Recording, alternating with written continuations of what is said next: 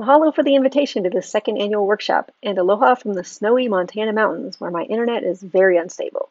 I truly appreciate your patience.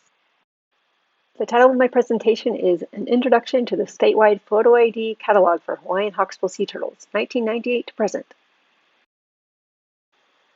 First off, I'd like to graciously acknowledge George, Peter, and Ursula Bennett. I just happened to watch the Bennett's presentation about their West Maui Hawaiian green sea turtle photo identification work at the 1999 International Sea Turtle Symposium, right before I moved to Hawaii. It certainly changed my life. And I especially want to thank all of the wonderful people of the Aloha State and beyond who have contributed and supported this project and me along the way. If you don't know Don McLeish, his observations and friendship have been especially wonderful to the pursuit of our Hawksbill knowledge. That's his Honoea plate. Check him out at dmcleish.com. So, it all started with Akahi. Embarrassingly, this is the first Hawaiian Hawksbill photograph I ever took, with a cheap disposable camera that actually had film that I had to develop. This Hawksbill was super skittish, which I wasn't expecting compared to the tame greens I'd been used to, so as you can see, the photo isn't very good. This was my first realization that I could utilize the flipper scale patterns along with the head scales for photo ID. Each sea turtle has unique arrangements and shapes of scales on their faces and flippers that don't change significantly over time. Photographing all angles of each turtle allows for the comparison of other turtles, and that's how you build a photo ID catalog. It's really fun. Please take a minute to notice the scale differences between these two individuals. Note that I give each turtle an island-specific number, and the names come from the people who sent me photographs of each individual first. You'll notice that these two hawksbills' prefrontal scales aren't fully delineated. Hawksbills usually have 4, while greens have 2 larger scales between their eyes. These are both adult females, and you'll see that Ake has a tag that reads 83-N. She was tagged post-nesting on Hawaii Island, and we've also seen her foraging around West Maui. Flipper tagging has its limitations. The metal tags can be lost, or may cause injury and even create entanglement hazards. The tags often get epibiont growth on them, so become really difficult to read. Even without this growth, you have to get super close to the turtle to read the tag. This can disturb the turtle, so we do not encourage this. This is Misty, who is another Hawaii Island nester who we've also captured during our West Maui in-water research. Here's a photo of number MUI-014-1D67 Pohoi, so you can see where she was tagged on the rear flippers by the Hawaii Island Nesting Project. One note of interest about this research, I've only witnessed mating once and haven't received any other reports yet. To my surprise, this was actually a hawksbill that we knew to forage around the West Maui area, Kenyana, mating with an unknown male. Besides nesting or mating adults, I haven't documented any individuals traveling to different islands yet. Of course, photo ID doesn't quite replace satellite tracking technology, which gathers a lot more data and can show the approximate routes animals take, like these tracks of Maui nesters to their foraging areas. If you haven't visited this site that features most of our tracked nesters, I highly recommend it. One particular South Maui nester we tracked in 2020, in collaboration with NOAA and Hawaii Wildlife Fund, left the nesting beach after her last nest and swam counterclockwise to Maui's central north shore. Ironically, her transmitter hits showed that she was offshore of Ka'ehu, where we conduct our 4th Sunday of every month marine debris cleanups.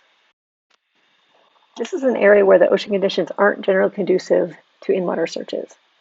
So, like many hawksbills residing in these types of areas, they likely won't be counted in this in-water photo ID catalog.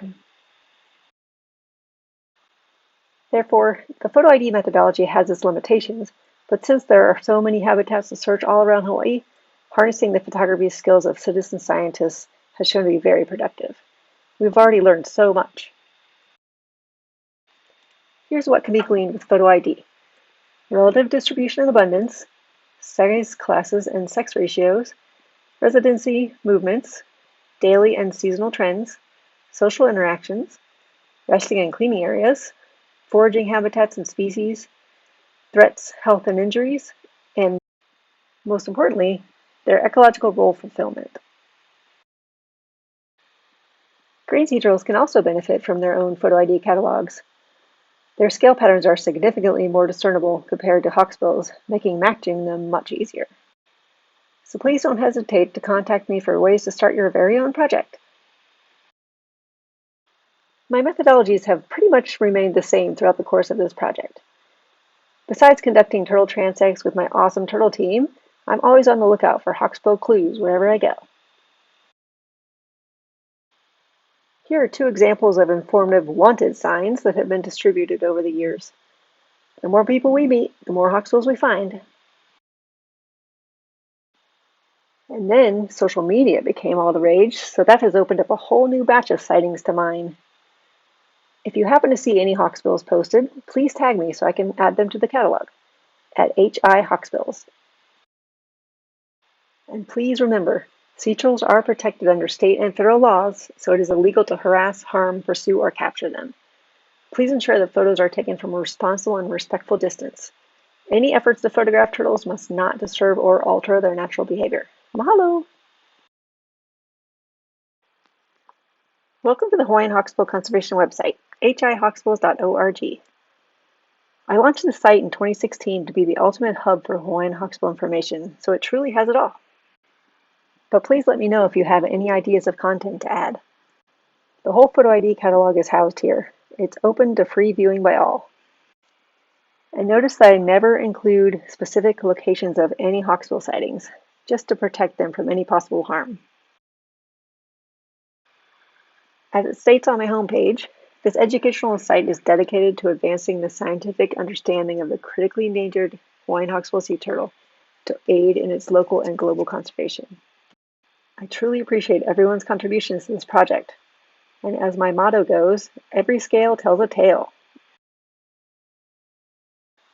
Okay, so I'm going to run through a quick explanation of how the process works to show you how easy it is for you to participate. Throughout the course of this presentation, each photograph provides an introduction to many different hawksbills, turtily living their best lives out there on the reef. They really are amazing creatures that certainly deserve our protection. Step 1. When you're lucky enough to find a hawksbill, try to take as many photos or videos from different angles, all the while being sure to not disturb it. Step 2. Take note of the date, time, location, depth, behavior, reaction to you, any injuries or concerns you may have. Step 3. Find one of the many Submit a Hawaiian Hawksbill Sighting buttons that are all over the website. Step 4. Upload your photos and videos and enter your sighting and contact information. Step 5. Give yourself a high five for helping Hawaiian hawksbills. Step 6 is up to me. I'll download your photos and videos to find a match, hopefully. It may take me a while, so please be patient. And feel free to search too. It's actually pretty fun. Step 7. I'll let you know if the turtle is already in the catalog, or if it's a new one, you could choose a name for it.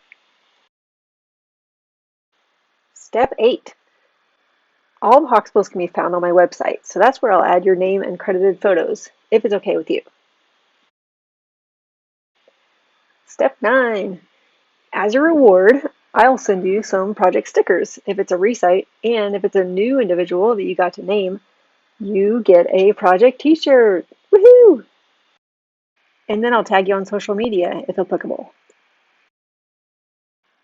And the final step 10, I hope you love your Hawaiian hawksbill conservation swag. Just know that I'm very grateful for your contribution to this project. And I hope you discover many more. I don't have nearly enough time to go over the amount of knowledge we've gained over the past 2+ decades, but if you'd like to check out the poster I just presented at the 40th International Sea Turtle Symposium, this and all other Hawaiian hawksbill publications are on hihawksbills.org. Just to cover some highlights, here's a map of the distribution of 301 hawksbill individuals by island from 1998 through 2021. Since I'm based on Maui and our awesome turtle team is also finding them, you'll notice that we have the most, 117 individuals. The neighbor islands are catching up, though. Here's a summary table that showcases the different island statistics. It's a lot to cover, I know. Feel free to hit the pause button during the recording later to dive into the data. This is the discovery curve of unique individuals by island since 1998. As you'll see, major jumps occurred after I launched hihawksbills.org in 2016 and after I joined social media in 2019. The curves don't show any signs of flattening, which is really good news for hawksbills. As far as size classes go, please use caution in interpreting this, since we're generally not catching the majority of the turtles to physically measure them. So I have to estimate their sizes, which is difficult due to different perspectives and photographs. Turtles continue to grow, so I keep updating these estimates with new sightings, but this presently shows that adults only comprise about 19% of the cataloged individuals. Contrary to the recent stranding data publication that looked at 111 individuals, it's nearly a 1-to-1 male to female ratio. This shows the estimated size class distribution and flipper tagging status by island of 301 hawksbills.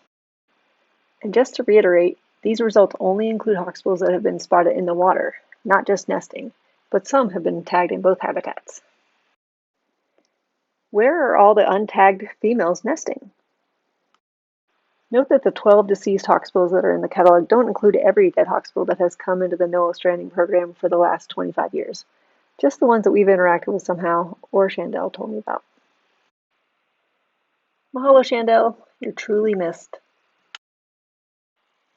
Since I did all of the analyses for the ISTS poster through 2021, as of April, I now have 309 unique individual hawksbills cataloged.